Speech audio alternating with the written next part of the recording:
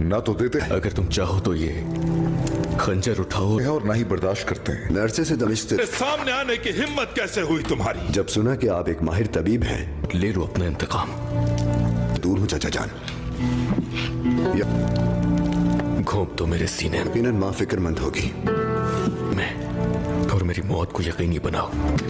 अगर आप इजाजत दें तो मैं यारूकी के साथ दमिश्क जाना चाहता हूँ। हमारे सिपाही तो दिल में एक उम्मीद जागी कि वो आपके हाथों अल्लाह के हुक्म से सेहतियाब हो जाए। खूब जानते हैं कि हम कभी भी लूट मार अस्सलाम वालेकुम। दरगाम के अखाड़े में सुल्तान सलाहुद्दीन और उसके साथी दरगाम के साथियों को कत्ल करने लग जाते हैं, क्योंकि दरगाम को लड़ाई बहुत पसंद थी और खून खराबा, और वो ये सब देखकर बहुत खुश हो रहा होता है। सुल्तान सलाहुद्दीन अय्यूबी ने अपने साथियों से कहा होता है कि हमें सबसे प्यारी चीज जो है, हमें उसके लिए लड़ना है, और वो है हमारी आज़ादी। हमें अपनी आज़ादी के लिए लड़ना है और यहाँ से आज़ाद होना है। वो सारे सिपाहियों को मार देते हैं और अखाड़े से बाहर निकल आते हैं और भाग निकलते हैं। दरगाम और उसका खास साथी और उसके साथी बाकी सिपाही उनका पीछा करते हैं। सुल्तान सलाहुद्दीन अय्यूबी और उसके साथी आगे से उनको घेर लेते हैं और वहाँ से लड़ाई शुरू हो जाती है। दरगाम के खास सिपाही को सुल्तान सलाहुद्दीन अय्यूबी अपनी तलवार से वार करते हैं और उसे मार देते हैं, जबकि दरगाम को सुल्तान सलाहुद्दीन का दूसरा साथी खंजर घोंप कर मार देता है।